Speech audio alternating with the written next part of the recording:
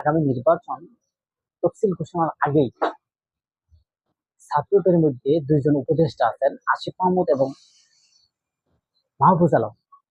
তাদেরকে পদত্যাগ চেয়েছেন বিএনপির মহাসচিব মির্জা ফখরুল ইসলাম আলমগীর। তিনি বলেছেন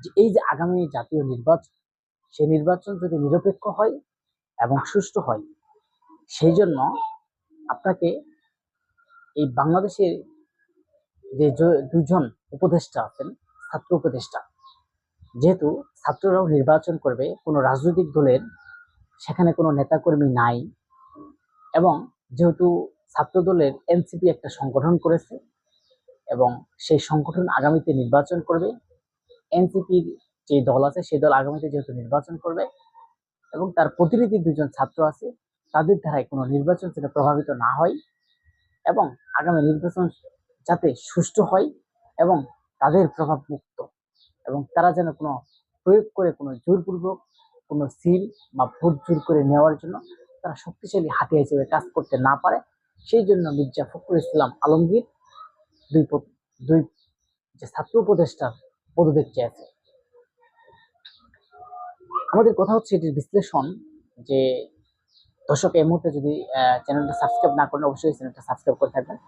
আরেকটা কথা হচ্ছে যে এই যে ছাত্র জনতা দুইজন উপদেষ্টা, তাদের কেন পদত্যাগ করার বিশেষ প্রয়োজন? আপনারা জানেন দুজন ছাত্র উপদেষ্টার মধ্যে একজন হচ্ছেন আসিফ মাহমুদ। তিনি কিন্তু আসলে খুব পরিচিত একটা মুখ এবং বাংলাদেশের যার নাম দুর্নীতি এবং বিভিন্ন টেন্ডারবাজি, বিভিন্ন চাঁদাবাজি, বিভিন্ন ইস্যুতে তার নাম আসছে। এখনো কিন্তু তার বিরুদ্ধে আমরা কোনো কিছু শুনি না স্পষ্টভাবে যে তিনি আসলে প্রমাণিত, কিন্তু তার নামে অনেক কিছু উঠে আসছে। কিন্তু আসলে একটা কথা হচ্ছে যে ক্ষমতা থাকতে বাংলাদেশের এমন একটা নিয়ম যে ক্ষমতা থাকলে তার নামে কোনো বিরোধিতা থাকলেও সেটা ধামাচাপা হয়ে যায় এবং ক্ষমতার পরে সেটা প্রকাশ করা যায়। যেমন আমরা দেখেছি বিগত সরকারে, যে আওয়ামী লীগের সময় যে সরকার ছিল তারা একদম ফ্রেশ, ছিল, তারা কোনো দুর্নীতি এবং কোনো কিছুতে তারা যুক্ত ছিল না এবং তারা সুন্দরভাবে দেশ পরিচালনা করছে, এমনটাই আমরা দেখেছি। এবং মিডিয়া হোক, সেটা হচ্ছে দুর্নীতি কমিশনার এবং বাংলাদেশের পুলিশ প্রশাসন, এরপর যে যারা দুদক আছেন সবগুলোই কিন্তু তারা এই ঘোষণায় দিয়েছেন, আমরা দেখেছি। এই যে ঘোষণাগুলো দিয়েছেন, কিন্তু তার পরবর্তীতে যাওয়ার পরে কি দেখলাম, তারা দুর্নীতির পাহাড় করে ফেলেছেন।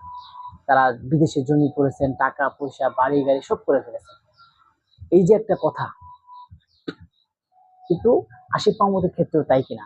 আসিফ মাহমুদের কেন এই ছাত্র দুই উপদেষ্টা নিয়ে তো মাথা মানুষের রাজনৈতিক মহলে তো আলোচনা, এবং রাজনৈতিক মহলে কেন তাদেরকে পদত্যাগ করার জন্য বারবার একটা ইস্যু উঠে আসছে?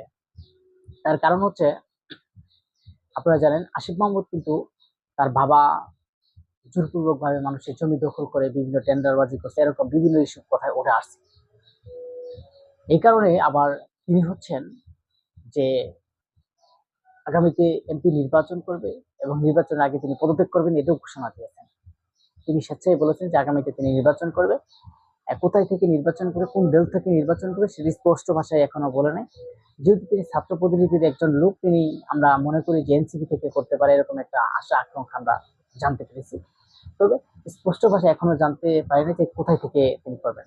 অন্যদিকে মাহফুজ আলমের বাবা, মাহফুজ আলমও কিন্তু যেহেতু ছাত্র মাধ্যমে একজন উপদেষ্টা হিসেবে আসতেন, আর মাহফুজুল আলমের বাবা, আমরা কিছুদিন আগে একটা ভিডিও দিয়েছিলাম, সেই ভিডিও দেখেছি যে মাহফুজুল আলমের বাবা কিন্তু বিএনপির সাধারণ সম্পাদক নাকি সেক্রেটারি বা সহসভাপতি, এরকম একটা